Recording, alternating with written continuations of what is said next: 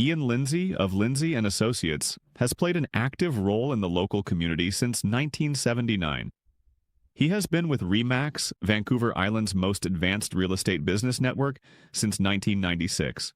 Marketing and selling residential, rural, strata, recreational investment, and project development real estate. You'll find true real estate professionals at ianlindsay.ca.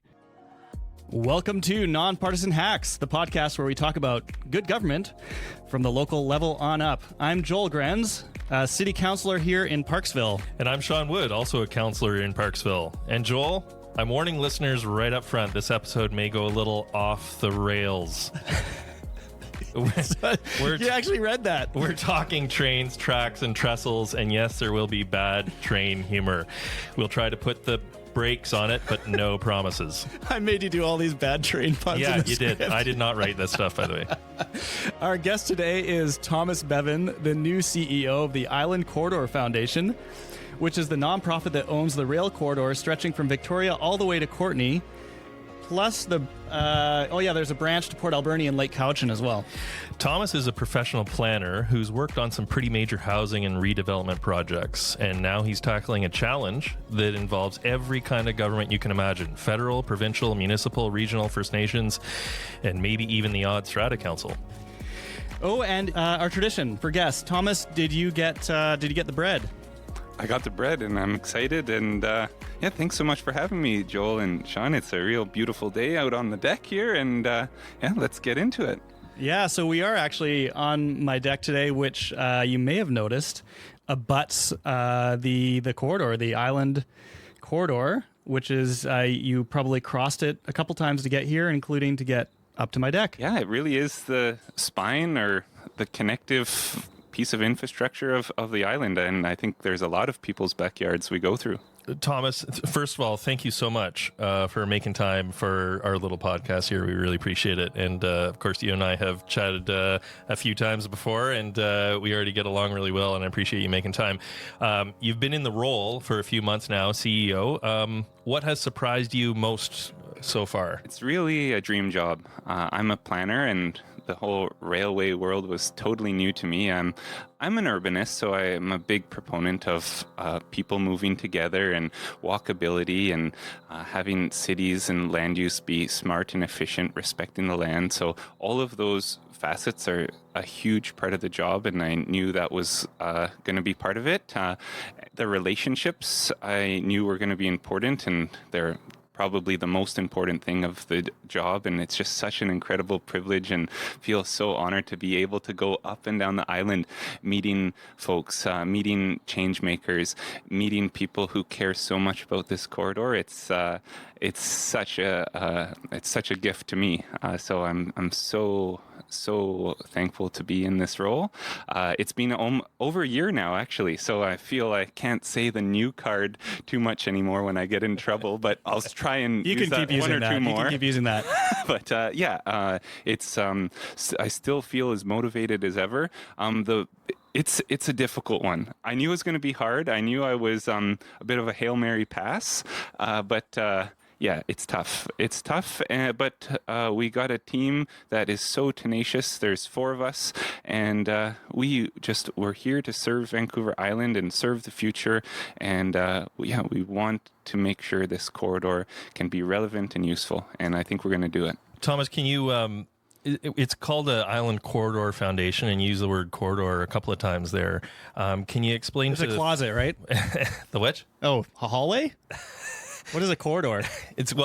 I was gonna get Thomas to explain a little bit about why we call it a corridor, not just like a rail line. Like, kind of expound on. But also bear in mind that maybe people don't even realize that there is a rail line or corridor that goes all the way up and down Vancouver Island. So maybe a little bit of background on people that are new. That you're new to the job, but people may be entirely new to this idea that there's a rail line or formerly rail line that You explain. Totally. Well, it's got a long history in the settler history, at least, of Vancouver Island. It's pretty much the definition of what started it all for the colonization project and having the resources extracted from this land by Dunsmuir originally and the subsequent companies after. The railway was a deal that if it got built, and I think it's about 2.5 million acres of land was given to build this railway, and then it was used to get the resources and extract the wealth. So that goes into the history though of like why, I think it was why BC joined Canada, or why Vancouver Island joined BC, or I forget what. I think both. I think the history was about, is that almost 130 years ago, 40 years ago now. So I had actually heard too that the original end of the line for the whole Trans-Canada Railway was going to be Victoria or Esquimalt, and it was going to go up north to Port Hardy and then over to Prince Rupert, and Vancouver was just this little logging camp called Hastings Mill, and it was the Fraser Valley with the Musqueam, Squamish, Tsleil-Waututh, but there was no kind of industrial project really in the Lower Mainland, and Victoria was quite a developed place even in the 1860s. Same with Nanaimo with the coal, right? And the government thought they would bring a railway from the north of the island to the south, but quickly they found out getting across the strait there would be too difficult and costly, so they decided to just end it in the Lower Mainland. First Port Moody, and then they bypassed that because they could get a better real estate deal in Hastings town site, and so they went to the West End, and the rest was history. Wow. Okay. Right on. Yeah. So that's a bit. Well, there's a crash course in the history. Mm-hmm. Where are we kind of today then with this rail line or this corridor? What is there now? What are people using it for? What can we know about that? Yeah, I think to say that it's been forgotten about by a lot of people is pretty fair to say. And the past 50, 60 years has been about the car. Mm-hmm. The island in particular, Nanaimo, my hometown now in particular, love the car, love the shopping mall, love the highway. Yep. And so the past 60 years, the investment has gone there, and it was great, convenient, it worked. People had beautiful, large, fairly affordable suburban houses, and it was life. That's starting to change though, and prices are what they are. Everybody knows the difficulty there, and land is more sparse, and I think planning has become more thoughtful too, where people are wanting to see their communities be complete, be places that they can live, work, and play, have spontaneous interactions when they're walking down the street, have options for transportation. I'm coming to the island from the mainland.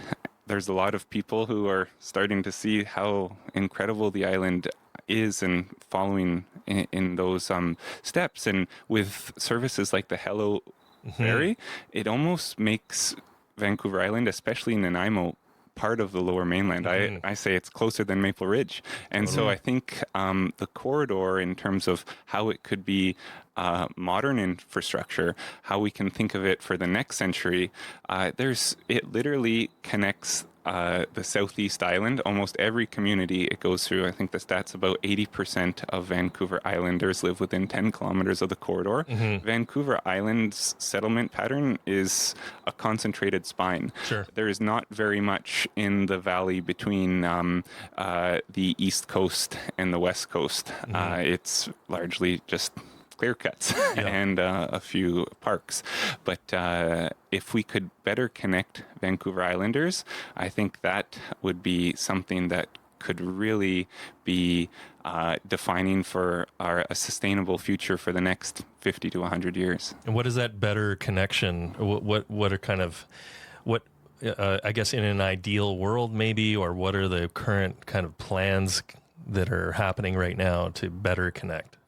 Yeah, well, there's the Shared Vision project happening that's sponsored by the province, and 18 million was provided to the members of the Island Corridor Foundation, so 14 First Nations and 5 regional districts, to see, well, is there a future here?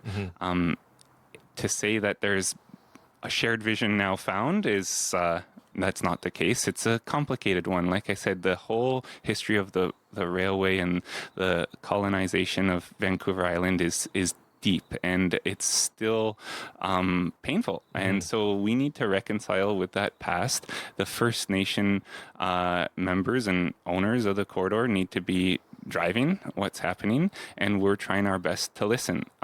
So a year in, and I think the best answer that I can say right now is it's going to be different. And in different areas too, it's going to be different things, and we have to accept that. The same thing isn't going to work everywhere, at least not right now. And so whether or not it's some type of LRT down south or some type of high rail bus up north, or maybe it's just paths, or maybe it's just going back to the land for another day. But I do think if we lean into where the corridor is useful right now and start rowing together on that, we can get something going pretty shortly. Sure. So it sounds like some solutions might work in some areas of the corridor and a different solution might work somewhere else. And let's get those rolling for now.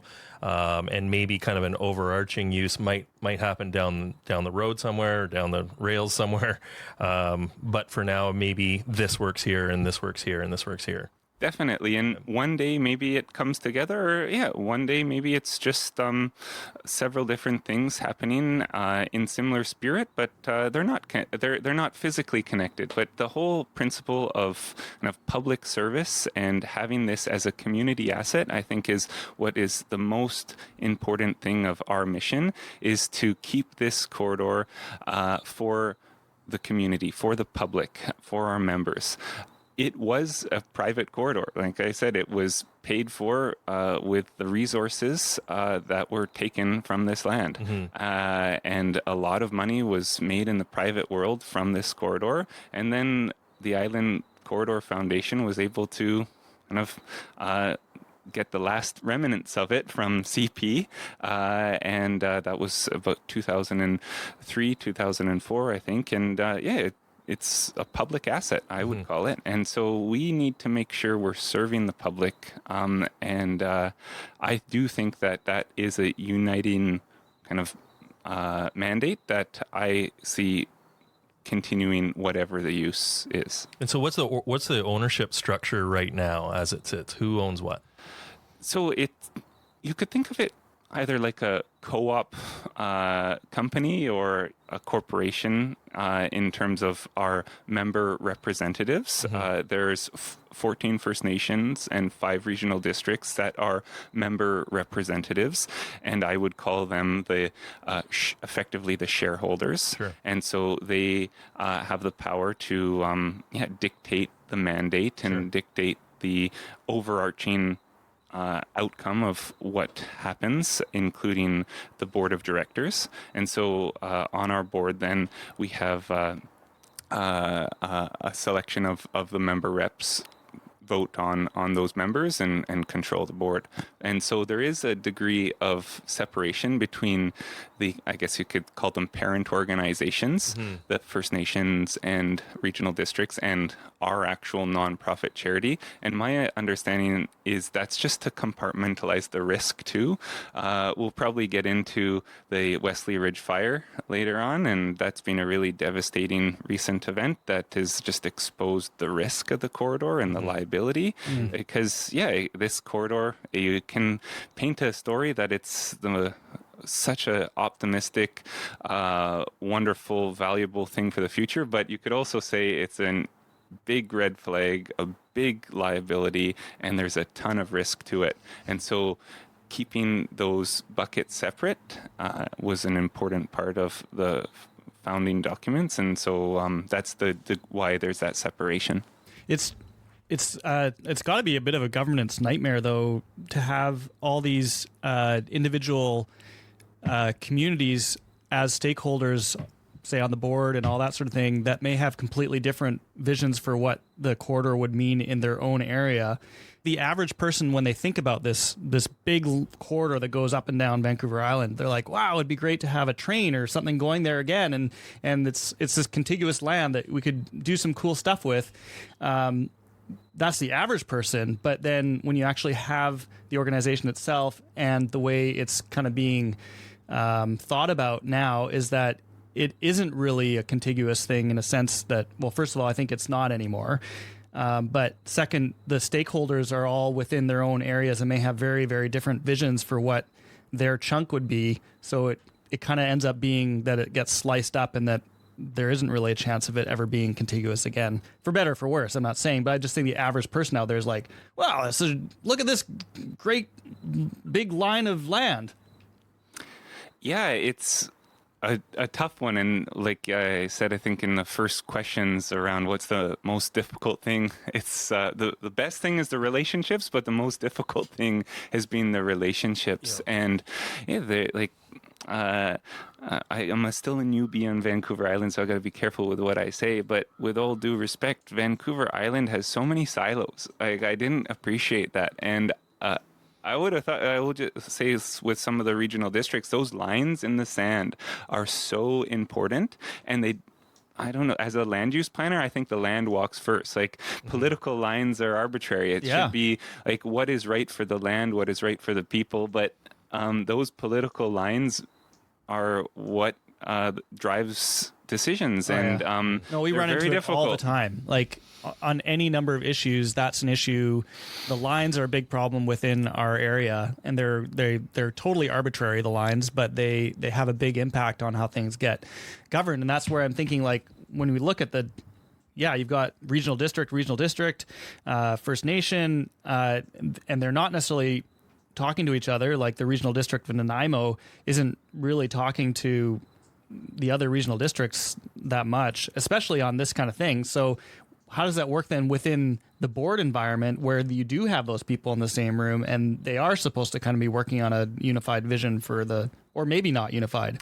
Yeah, and I think we're getting there, and that's really what my efforts and our team's efforts over the past year and a bit have been to be accountable to our members, to show value to our members, to bring our members together.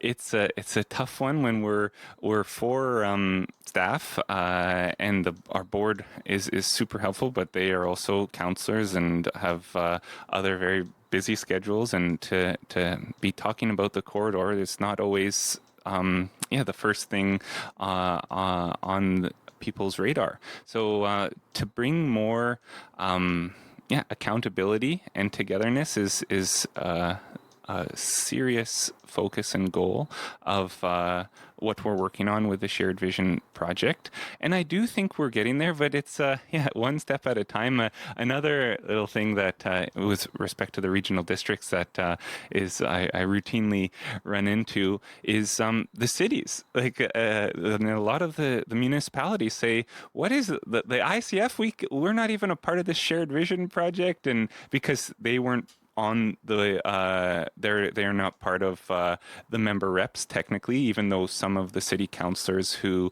then are on the regional district are right. It's a hop, skip, and a jump. Yeah, hop, skip, and a jump. But the city manager is like, my city's left out of this, and this is such an important piece of land in our city, and what the heck, like, we have no real input or accountability by the ICF to us. I've been trying my best to meet with the cities, but I'm going to get the number wrong, forgive me, but it's like 12 or 15 cities on the island as well.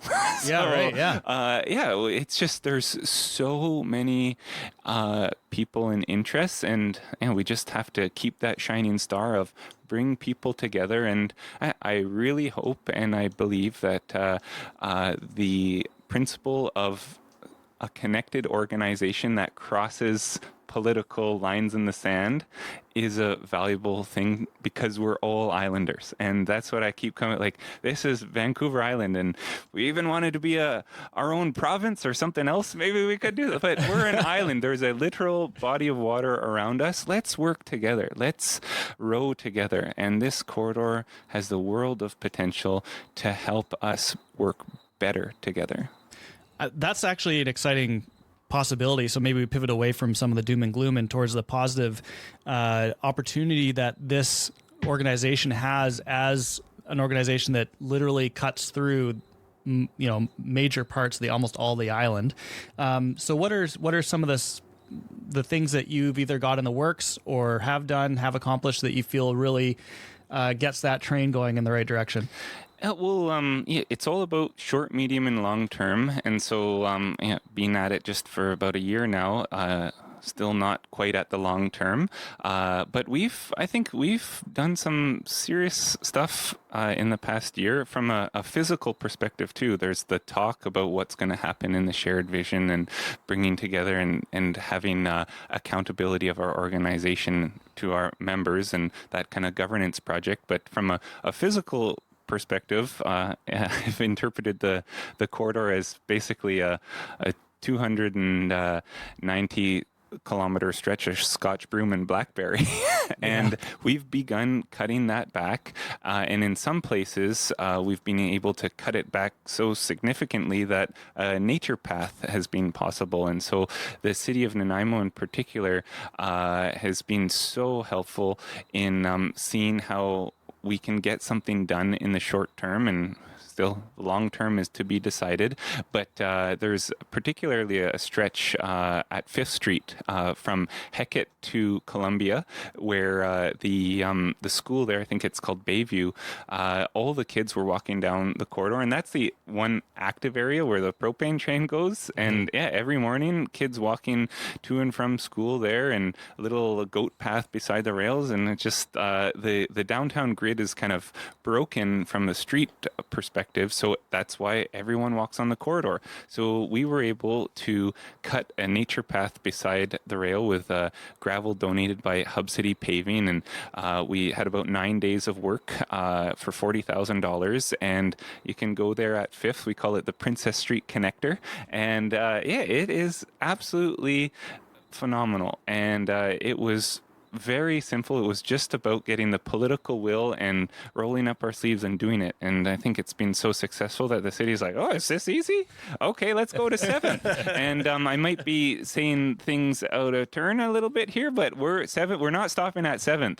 I love to swim, and I go to the Nanaimo River a whole bunch, and I want to get to the Nanaimo River on the corridor. So let's get to the Nanaimo River. Nice. Right. You spoke about lines on a map, Thomas, and it's really frustrating a lot of the time in government to have those lines on a map. But, we see the lines on the map that didn't exist as much as they do now between Canada and the United States. We see interprovincial trade between provinces, lines on a map that they still haven't solved interprovincial trade. We see lines on a map between cities and regional districts and towns because kind of, the taxpayers who kind of voted for their elected officials, you really feel like you have to represent those people. And, David Eby can't represent Danielle Smith. He is BC. And it does have its drawbacks to have those lines on a map for sure. You spoke about the Wesley Ridge fire. Did you want to speak about that a little bit?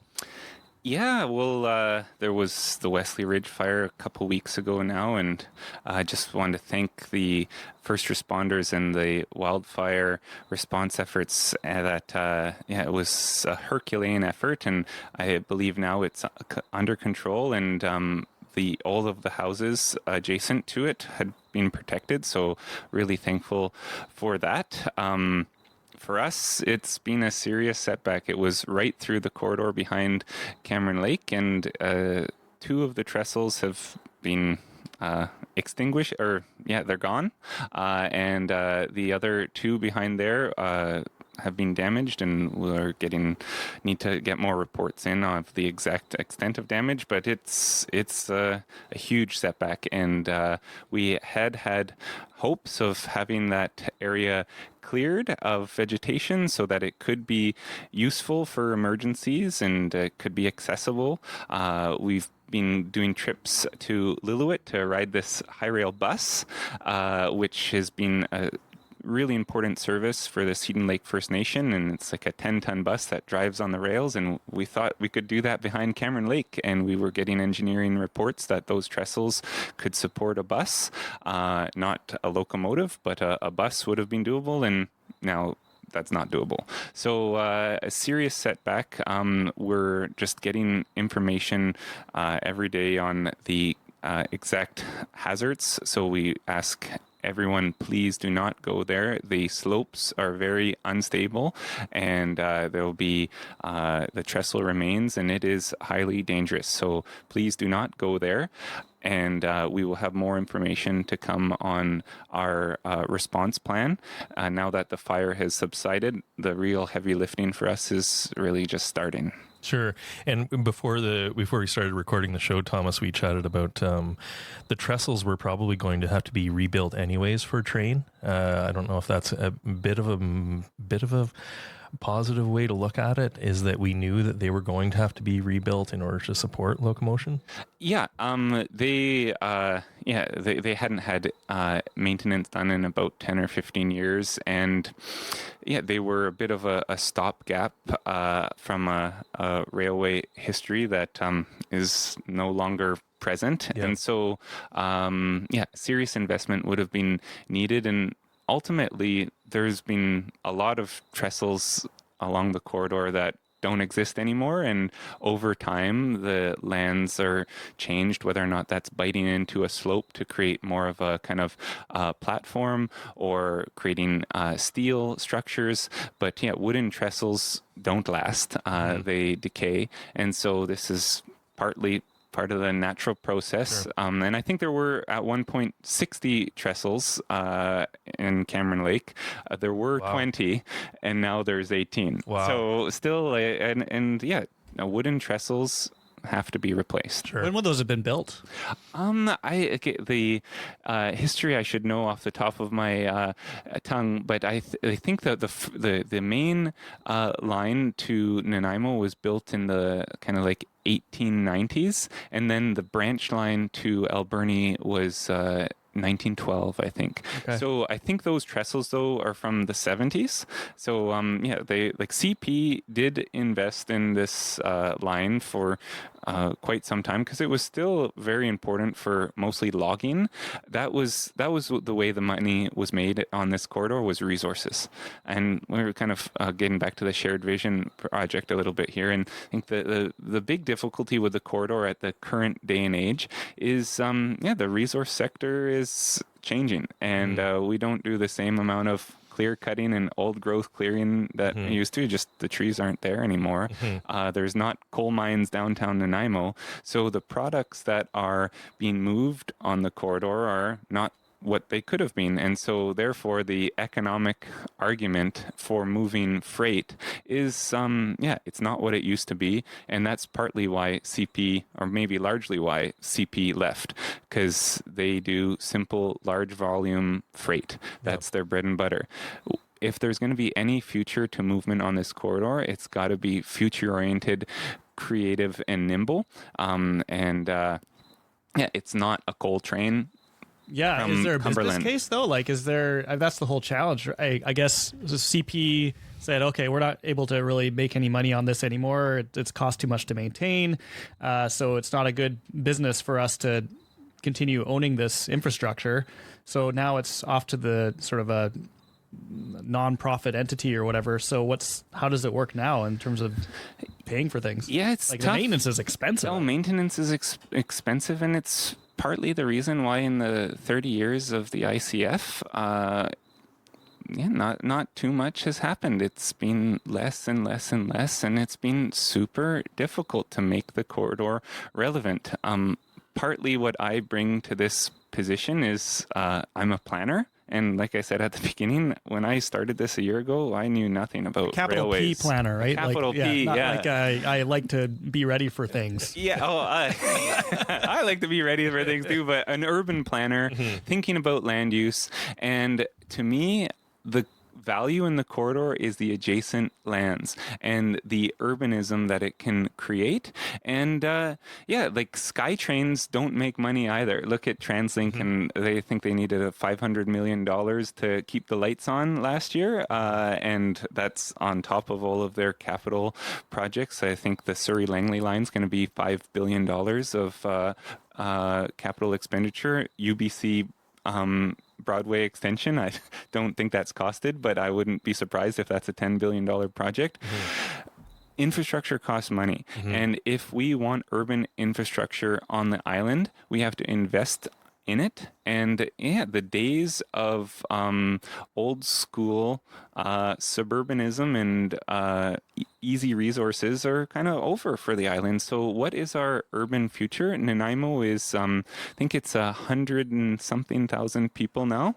And this is going to be maybe a bit of a clanger, but forgive me, I'm new. I don't even think of it as the city of Nanaimo. I think of it as the mid-island conglomerate, and it goes from basically the other side, the north side of the Malahat or Duncan, all the way up to Qualicum Beach, or maybe even Royston and maybe Courtney, if you want. Is it basically a metro region? And it's not quite as populous, but getting there as the CRD, and it's about like 20%, 30% of Metro Vancouver. It's maybe a bit similar to my original hometown, Waterloo region, the Tri-Cities, and this is a macro region. And so we need to invest in urban infrastructure in our macro region, whether or not that's highways or transit-oriented projects and the development that subsequently can be spawned. And you think of all of the parking lots beside the corridor. And if those were delightful town centers that people could live, work, and play in, that's where the value is, and that's where the return is as well. The transformation of land values adjacent to the corridor. And I think unless we can convince all of the parties that be that the reason to invest in this corridor is because of the lands that it can serve around the corridor, that's the only way we're going to be able to make a true business case, not by, you can have this many cars being charged a toll of this many dollars per car, and there you got to break even. That's not the economics. It's in the adjacent lands. Sure. Train cars, you're talking like train? Well, yeah, it's a very similar principle to tolling a bridge or a road, right? And like even say like the Port Mann Bridge, when they were tolling it, that was breaking even at best, and people were not okay with it, right? And that's why they took the tolls off. Yeah. People are not okay with tolled roads for some reason in North America, and so be it. We just subsidize it. We create highways, we create road infrastructure, and everybody drives on it for free. And there's a bit of a gas tax, but it nowhere near breaks even, and therefore it makes suburban development viable, right? Like the most valuable suburban land is on cloverleaf interchanges, and you might know Smart Centers, the little penguin people. They follow all of the highway projects, and wherever there's a clover leaf going through farmland over the past 30 years, they buy it and then they build their supercenter mall, whatever, and that is effectively the GTA where I'm kind of from, and that's been the model of making money in real estate in the GTA for 50 years. And so that's starting to change though, because there's not that much farmland left to pave over, and people don't really like that anyways. It's not very smart planning, I would say. And so how do we have transit-oriented development? And that seems to be very much what the provincial government is pushing in places like Metro Vancouver, and even in the CRD and the Uptown project with the bus rapid transit. Tremendous leadership by the province there, and it's really changing the suburban typology of the kind of greater Victoria area. Like, who leads this stuff? Like, one of the things that I've encountered in local government is that you can do lots of stuff, but someone actually needs to kind of hold the pen on it and really push hard on it, and then get everyone in behind the idea. And it can be, I guess, kind of anybody. It could be a nonprofit society. It can be an individual councillor or MLA or something, I think. But someone needs to champion the idea and the vision and bring it forward. Is that a job for Thomas? Or who does that? Yeah, I would say I'm trying to champion stuff. I one of my mantras is the land walks first, and I think it takes people who love the land, who want the land respected. That is what I think is great planning, and people who want to see their backyards looked after. and who want to see the beautiful natural assets that we have protected. Again, like Vancouver Island is on this kind of precipice right now where there's so much land to develop. We choose not to. Like all of the mountainsides where also it's presenting fire risks and all that. It's a smart thing to not develop those lands like they did in Los Angeles or Phoenix or whatever, but we could, and that would definitely add a lot more supply. But I think the way that the land can walk first and where people can lead with that type of vision is intensification. Again, back to what I love about this job is the opportunity to meet people and connect with basically every urban plan on the island that goes through the corridor. I got to know. And I would say that all of the planners on Vancouver Island that I interact with and all of the plans have that principle of the land walks first. And I think that definitely in the GTA, people love the land there, but it's I think something uniquely British Columbian and maybe even a bit uniquely Vancouver Islander is how special the land is to us and how we want to look after this land. And that means to do development that doesn't wreck the land. The land, can we dig into that a little bit more? The land walks first. What does that mean to you? Well, it's actually a line that someone I worked with at BC Housing, Joan Brown from Sinamuk, really emphasized to our team when we were doing the Tuxton project over in Harewood, and she says the land walks first. And I think that's been a bit of the ethos to all the projects that she's been doing with Sinamuk. And I think it's a bit of an indigenous, or not a bit, that's very much an indigenous principle, right? Like it's a sacred thing, the land. Without the land, we're nothing. And maybe to build on that a little bit more, we're talking about lines in the sand. I would say without water, we're nothing. And maybe in a kind of co-relationship, water and land, that's where the lines should be. And water always wins, right? And so when we're having these political lines, it's a watershed. What is the right thing for the watershed? How are we making plans that relate to ways that work for water?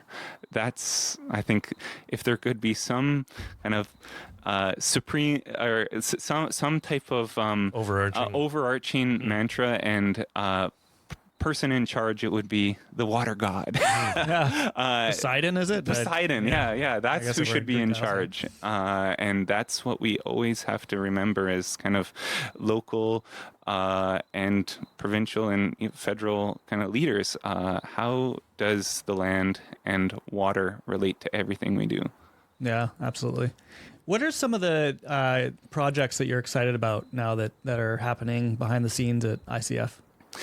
Well, like I said, I'm particularly excited about planning on Vancouver Island, which I think is very much ICF. And I think that Vancouver Island is on this moment of time that we can be different than Los Angeles here.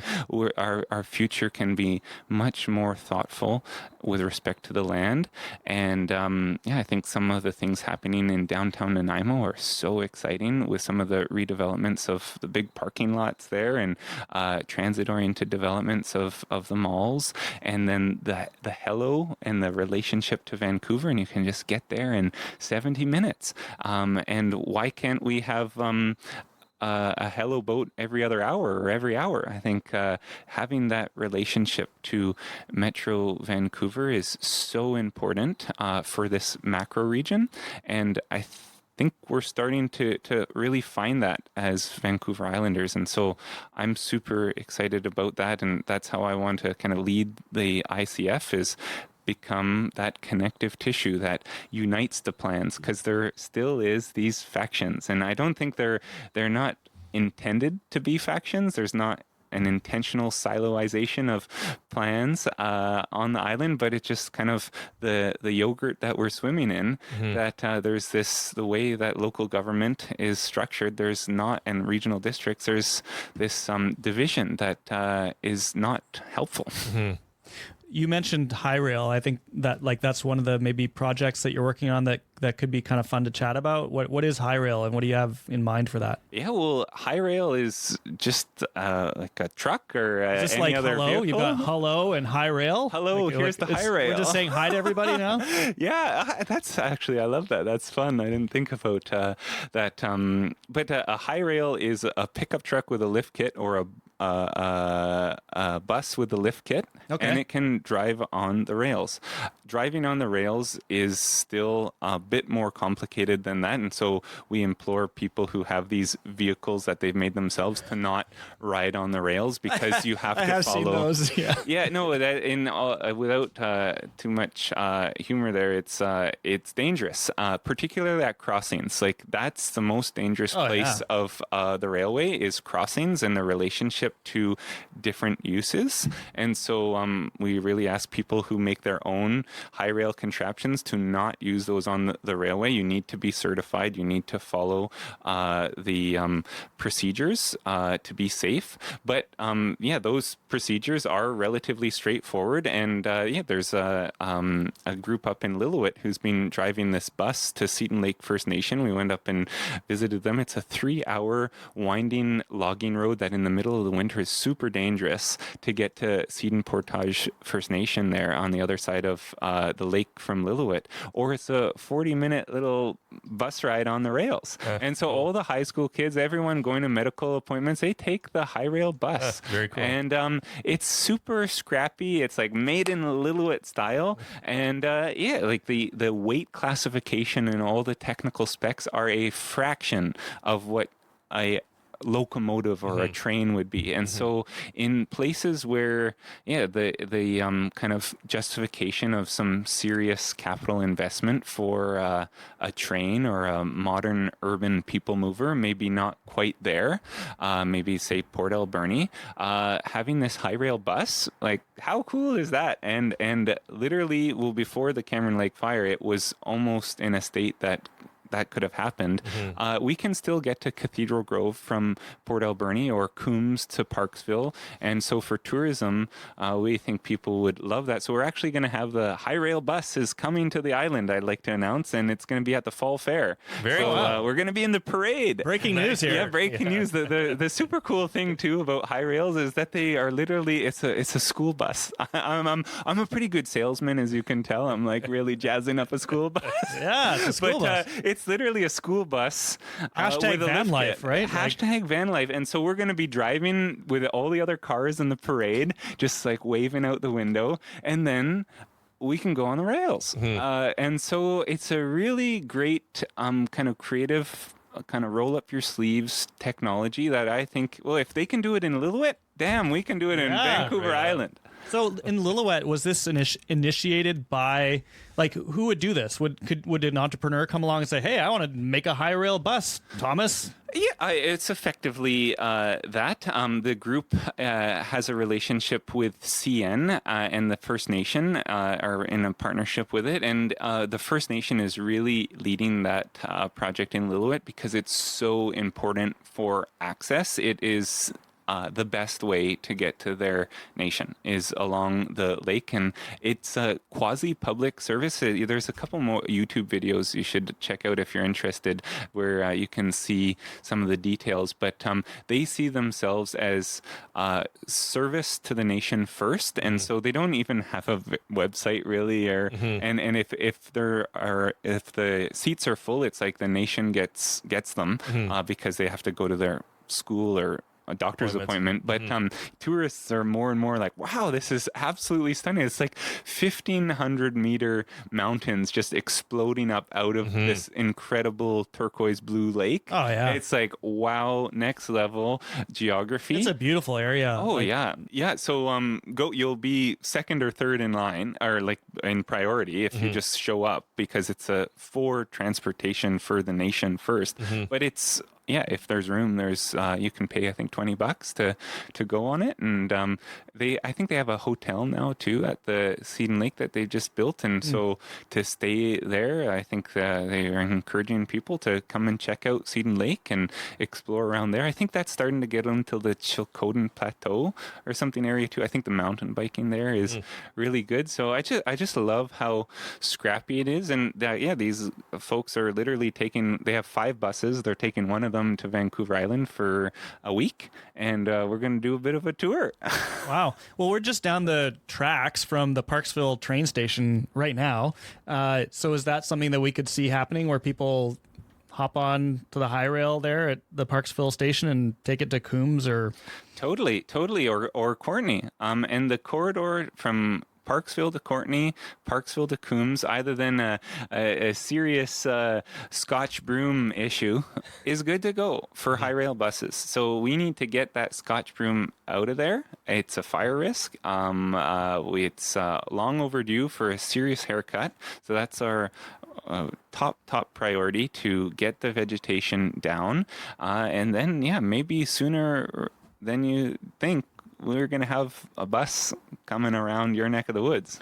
And Thomas, fire breaks are a big deal when it comes to wildfires, and the corridor almost seems like a natural fire break if we can keep, that broom and blackberries haircuts, as you call it, kind of keep them down. Totally. It's all about managing the fire load, and I'm not a firefighter, but I've got to know more than I would have thought with the Wesley Ridge thing about firefighting, and it's all about having these breaks in the vegetation. And so if you have a roaring inferno, of course, it can pass over the fire break, but to have this kind of line, a front line, is super important. And so at the Wesley Ridge fire, the firefighters, they were able to spend about a half day before the fire got to the houses, and they cleared everything, and then they set up all their pumps and their hoses, and they put everything that they got when the fire reached Chalet Road, and it stopped there. And that's why it was kind of a good news part of the story, was none of the houses were destroyed, and the highway wasn't shut down too. And without a fire break like that, who knows if it would have continued, and even more devastation would have happened. So we take that as a serious warning to us, and we got to be prepared. And like I said earlier, we go through a lot of people's backyards on the southeastern Vancouver Island, and so we need to keep this clear and accessible for fun things like high rail buses, of course, but for emergency things too. It's super important, and it's just very scary about just fires are happening with ever more frequency. There's just another one around Nanaimo Lakes the other day. So and the broom is a huge fire risk itself. Totally. So getting that out of there, I know in Parksville we've got a great base of volunteers who do wonderful work removing the broom. That it's full of oil. Like, broom is just super flammable, and so we definitely want to get that out of there. Maybe one last sort of question: what is a stamp that you would want to leave on the organization, and sort of your vision for your role? Seeing this as a corridor foundation, and railways could be part of it, but having this corridor that is many things, and making sure we're serving our members for whatever that corridor can use. That's what I'm trying to offer to actually expand the scope of the organization to being about a corridor, and whether or not that's movement of people, of electrons, of water. Out here in Parksville, there's a water main that got installed on the corridor, and it's like I said, water rules all. And so could we move water along the corridor more?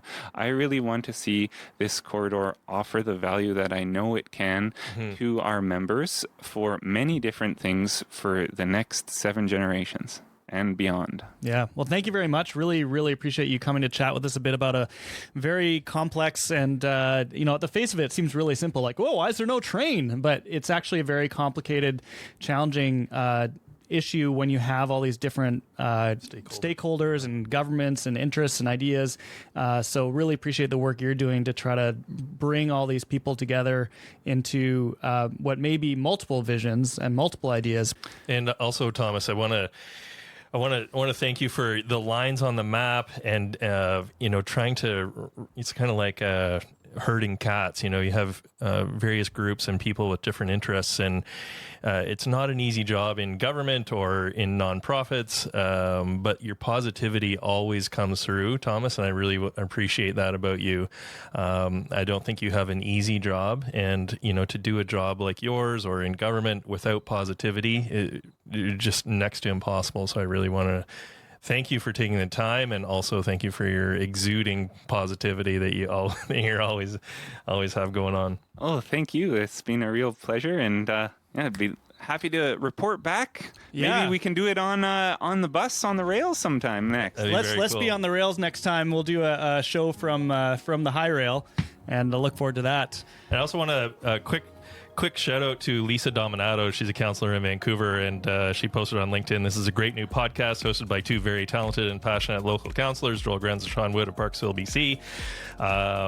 With a little over a year before the next election, their most recent podcast daylights some of the expected and unexpected roles of serving in local government. Fun listen with some great insights." Just a shout out to Lisa. Thank you very much for that positive LinkedIn post. Really appreciate it. Yeah, we love getting listener mail. And digital mail and LinkedIn posts. Really appreciate that. It's very helpful actually to get this feedback to know what we can talk about next and what's important to people. So really encourage folks to go to nonpartisanhacks.com and drop us a line. Let us know what you want to hear more of or less of, or your ideas, and we'll see what we can do. And also, of course, thanks to Premier Eby and his staff for reaching out, and we will get to you. You will be on an upcoming episode. Really appreciate your interest in the show. So until next time, take care of yourself and your community. And remember, sometimes the path to good government is a little bumpy, but we're all headed down the same track. See, I had to do one of the puns too. Trail puns officially derailed. Joel Grenz, and we'll see you all next time. Thank you, Thomas, and thank you, Joel Grenz. Thanks for listening.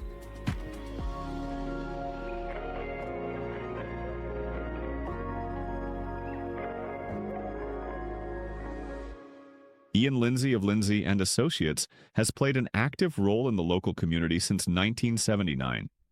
He has been with REMAX, Vancouver Island's most advanced real estate business network, since 1996, marketing and selling residential, rural, strata, recreational, investment and project development real estate. Ian has received several awards recognizing his exceptional community commitment locally, as well as awards for outstanding performance and achievement from both REMAX International and the Vancouver Island Real Estate Board. You'll find true real estate professionals at ianlindsay.ca